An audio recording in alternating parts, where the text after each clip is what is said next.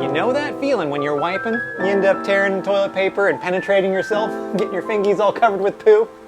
I know you do. Well, Ford took that idea and based a headliner material around that thought process. So today, we're gonna fix that and install some roof sound deadening and see if it gets any quieter. Now, on previous conjugal visits of ours, well, we've been installing some sound deadener on our 63 Buick Riviera and doing some decibel testing with a, well, decibel meter to see if it's actually panning out the way we think it should be panning out. Because me and the girls, well, we've been arguing over the best places to sound deaden. Now, we also argue over the best type of material and the approach to sounding, but today we're just gonna be installing some basic butyl sound deadening mat from Silencio, I believe is the Spanish translation. And the sound deadening material I've chosen, it's made in Kazakhstan. So you know it's nice. Very nice. Now, if you've watched this garbage before, well, you know that I like to install 2 layers of like 0.3, 0.4-ish thickness butyl sound deadening. That's where I think the sweet spot is. I know a lot of you will fight me about you don't need to double it up and you shouldn't even be doing it all that much. You should just be doing 25% coverage, but that's not what I'm gonna do today. We're gonna be doing full coverage, but we're gonna be doing the thick daddy stuff. Oh yeah, just look at that. And the other thing we're gonna be tackling today is while we have the headliner down, well, it started to drop and sag in the back. Classic us. Now it actually has a hole you can penetrate, so that's cool. For whatever reason, the sagging headliner is just normal level of trash for these things. AKA, shitting the bed less than you're used to. Well, doesn't mean you stop shitting the bed. So think about that. But on previous installations of sound deadener on roofs, I have been thoroughly impressed with the heat-cold benefits. It actually acts as a pretty good insulator between the layers, and if you don't have AC or got a crappy heater, well, it really does help keep whatever you're trying to keep out, and whatever you've got in. And I'm also gonna check to make sure any of the cross members haven't come loose from the roof. Now, they should have some sort of sealant or seam sealer in there, and if you don't have that, well, I like to replace that or jam a whole bunch of sound deadening in there because you don't want to have a vibration between the channel and the roof skin itself. Normally, I like to install multiple layers, but since this is a roof and my armsies are going to get real tired real fast, well, we're going to be installing just one thick layer. But I have left out the area of the dome lights where the mirrors mount and any trim panels around here that go in through the headliner-ish space. It's just easier, in my opinion, to not sound deaden those things because when you're trying upside down to fight it and get it and you can't get it and there's sound deadening and it's gooey all over, just do that.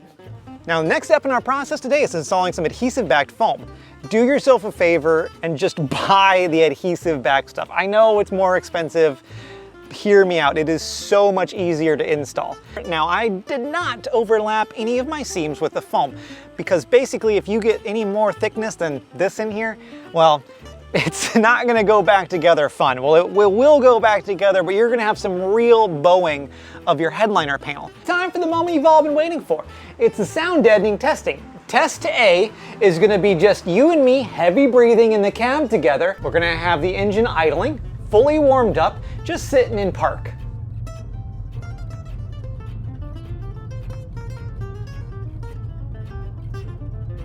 Now here comes the next test A, also called test A.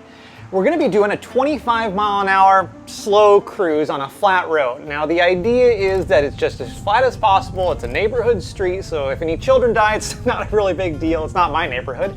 And we're just gonna try to cruise along at idle, not really doing anything crazy.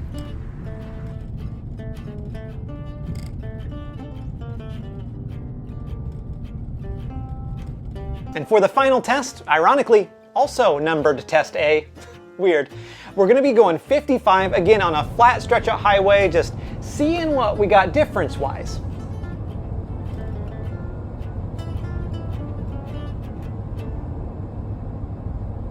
Now, I just threw a lot of numbers and a whole bunch of shaky Blair Witch style video at you. It looks like you're just looking at a calculator.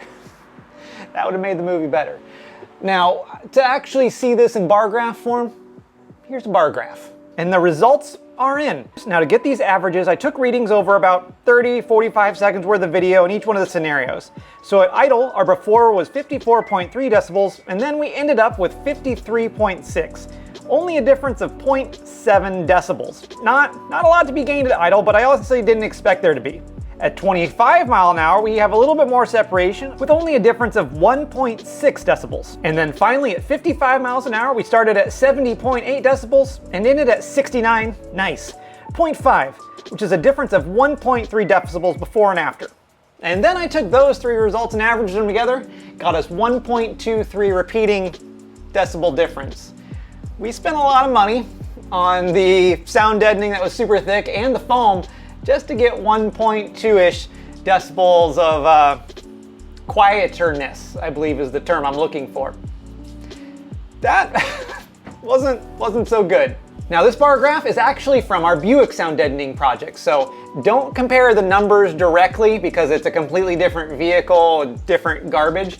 But it's interesting when I average these results, well, I get around 4 decibels, which is fancy word speak for me saying this wasn't a very good bang for buck. Getting only 1.2 decibels of sound quieterness versus the average of 4 sound deadening almost anything else that we've tried so far. Okay. I will say that when it rains, it's really weird because you can only hear the rain come from the windshield. You're not hearing it come from above you, which is like a kind of surreal experience. But only getting sound deadening when it rains is a weird flex. But I will say though that since we're in the dog days of summer, 105 degrees outside a heat index, man, that roof sitting in the sun, even like 45 minutes an hour, you can get in it and touch it and the inside of the headliner is just whatever temperature the rest of the inside is. There's some huge heat saving there, and we literally just took this truck to the beach the other day and my wife commented how good the air conditioning is working, and I'm like, well, that's not the air conditioning. That's basically just the insulation keeping a little cool air. It does seem to make inside the cab longer than it did before. So let's answer the $165 question in the room, because that's how much this project cost. Was sound deadening the roof worth it?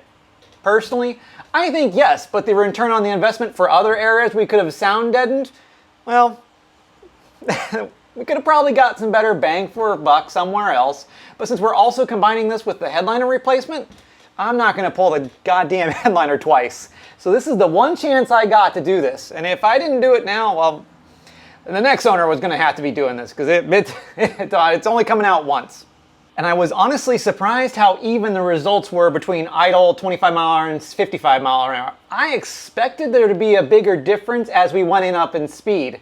The aerodynamics of this being a brick of a truck, well, I figured the higher speed we go, the more wind noise it's probably experiencing on the outside.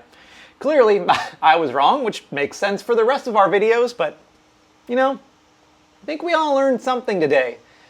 About toilet paper tearing or suede headliners, sound deadening. You learned something. So thanks for watching. And if you like this stuff, well, do that thing you know I like. Yeah, that, wow. Okay, go ahead and click it, I guess. And if you didn't like this video, yep, that'll happen. And you have a good one. You know what? Maybe we'll do that for the next video. Take like an old Oldsmobile Cutlass Alero 3500 and add some sound deadening to it and shake it all up to make it like a witch is chasing me while I'm doing it. Let the people want. That's what you guys want. That's a weird flex, but sure. And as you're probably aware, Kazakhstan is at the cutting edge of sound deadening materials. Probably.